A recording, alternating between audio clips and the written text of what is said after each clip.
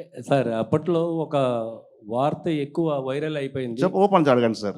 మీకు మద్దెల చెరువు సూరి గారికి, భాను గారికి సంబంధాలున్నాయి. అందుకే సింగమల రమేష్‌ని అరెస్ట్ చేశారని చెప్పి అప్పట్లో ఓ టాక్ అయితే నడిచింది బాగా.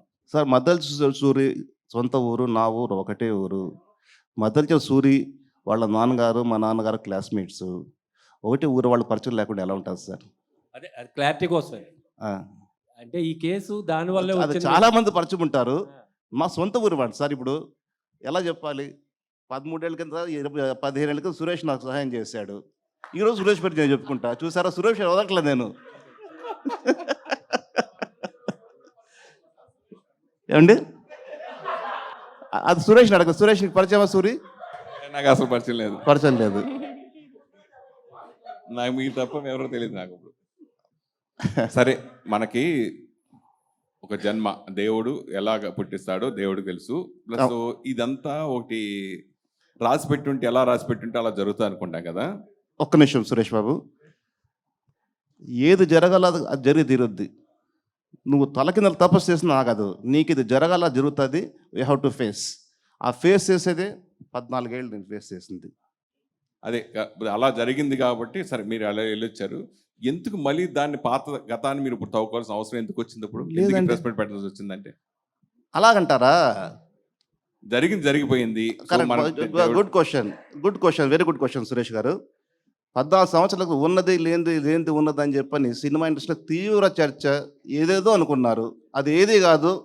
అంత హంబక్ అని చెప్పుకోవడం కోసం ఈ ప్రెస్ మీట్ బాబు. ఓకే, సరే. ఇది వరకు ఫైనాన్సర్స్ అంటే నిర్మాతలు నిజంగా పెట్టుబడి అవసరంలా. ముందు 4-5 సినిమాలు తీస్తే కొబ్బరిగా కొడితే చాలు. ఫైనాన్సర్సే క్యూ కట్టేవారు. నాన్నగారి దగ్గర నుంచి జరిగింది. నాన్నగారు కూడా అలాగే సెలెక్ట్ చేసుకున్నారు. ఈ సినిమాకి మనం నెక్స్ట్ ఇస్తాం, ఈ సినిమాకి రూపాయి ఇస్తాం, ఈ సినిమాకి 2 రూపాయలు ఇస్తాం, అలా ఫైనాన్సర్ డిసైడ్ చేశారు. అట్లా ఉండేది. ఇప్పుడు మొత్తం మారిపోయింది. ఎలా ఏం మారిందంటారు? ఇప్పుడు చాలా వరకు ఇప్పుడు ఫైనాన్సర్స్ ఇవ్వాలంటే ఇదివరకు ఓన్లీ మాట మీద ఇచ్చేవారు. తర్వాత నోటుగా వచ్చింది, తర్వాత సినిమాగా వచ్చింది. ఇప్పుడు ఫైనాన్స్ ఇవ్వాలంటే మాట లేదు, నోటు లేదు, సినిమా లేదు. నీకు ల్యాండ్ ఏదైనా ఉంటే లేదా కొలాటరల్ ఉంటే అవి పెట్టుకునే మాత్రం ఇస్తా. సినిమాని నమ్మి ఎవరు ఫైనాన్స్ చేయట్లా. లేదండి, లేదు. చాలా తక్కువ మంది. అంటే ఇప్పుడు జరుగుతుంది. అంటే పెద్ద సినిమాల వరకు ఓకే, పెద్ద స్టార్స్ వరకు, మిగతా సినిమాల వరకు ఏది అసలు అవకాశం లేదు. ఇదివరకు చిన్న సినిమాకు కూడా నిర్మాత మీద నమ్మకంతో మాట మీదో నోటు మీదో సినిమా మీద ఇచ్చేవారు. ఇప్పుడు అంత మారిపోయింది కదా. ఈ సిచ్యువేషన్లో మళ్ళీ ఫైనాన్స్ మారిన మాట వాస్తవం సురేష్ బాబు గారు.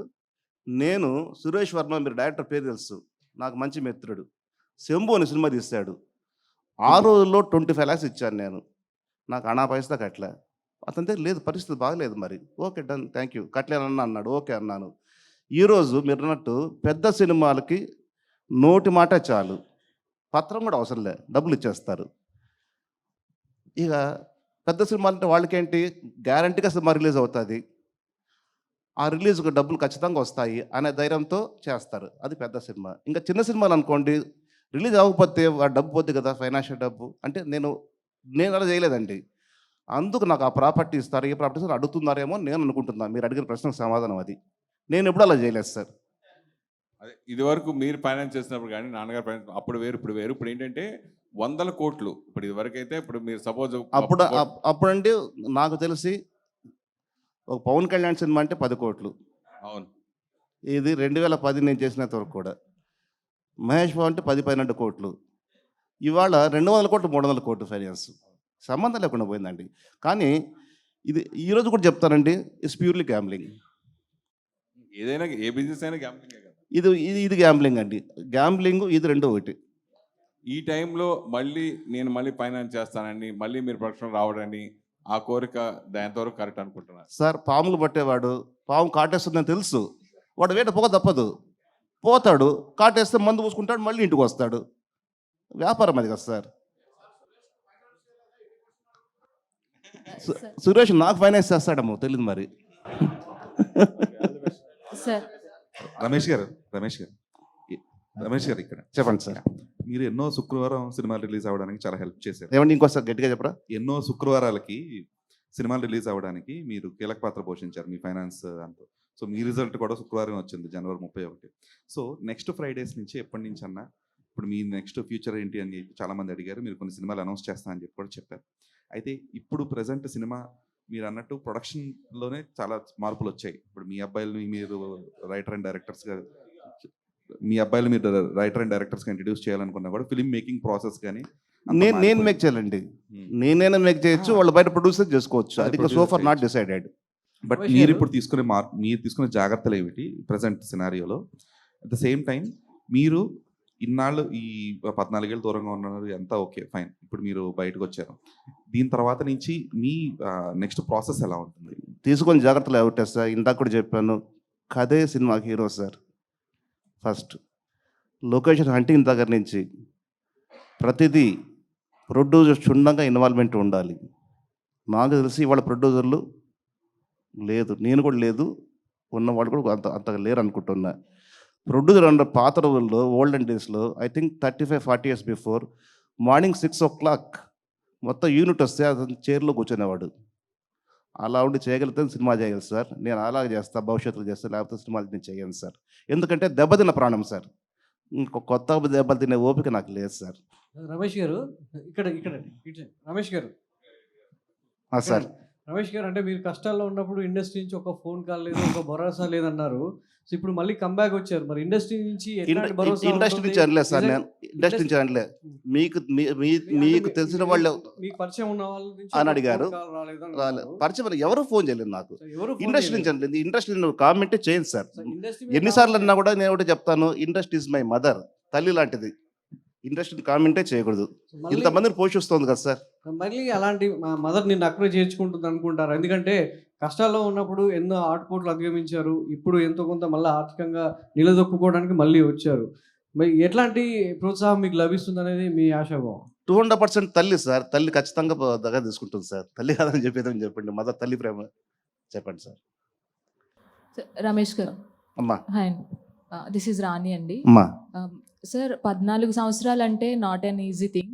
అమ్మా ఒక జీవితకాలమే కోల్పోయినట్లు. కానీ Correct. మీరు ఈ 14 సంవత్సరాల్లో చాలా చూసుంటారు. బయట నుంచి ఎన్ని వస్తున్నా కానీ అవి తట్టుకోవాలి, వాటిని తట్టుకుంటూనే ఫ్యామిలీని కూడా మేనేజ్ చేస్తూ వాళ్ళకి ధైర్యం ఇస్తూ ఉండాలి. సో మీరు ఈ సిచ్యువేషన్స్ని ఎలా తట్టుకోగలిగారు? సో వాళ్ళకి ఎలా ధైర్యం చెప్పగలిగారు? కేవలం భగవంతుడి మీద భారం వేయడం, మనోధైర్యంగా ఉండడమేనమ్మా, వేరేం లేదు. ప్రతిదీ కూడా ఆచితూచి ఆలోచించి పనిచేయాలి, ఒళ్ళు దగ్గర పెట్టుకొని పనిచేయాలి.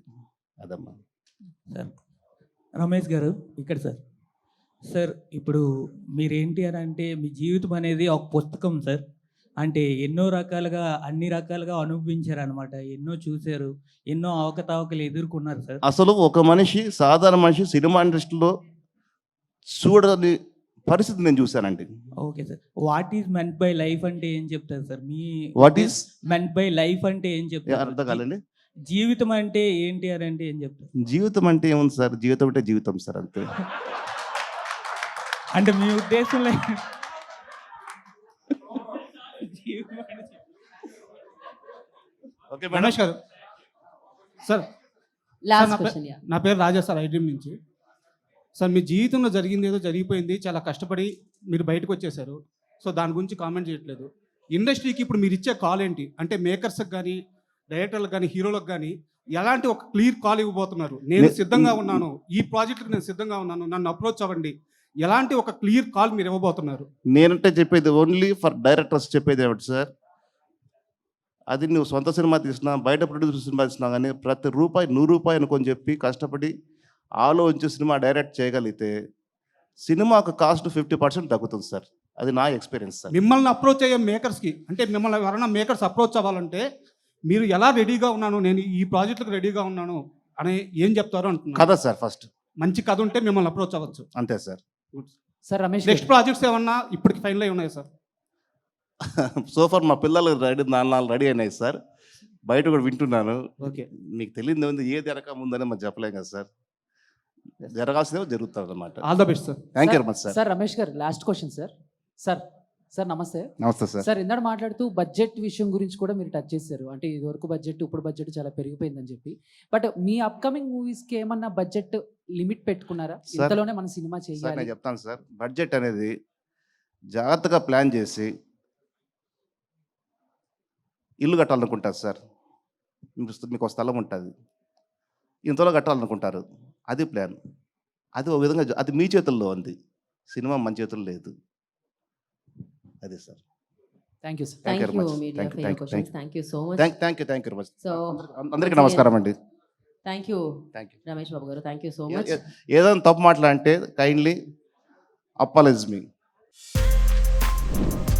For more videos like this, subscribe Big TV channel.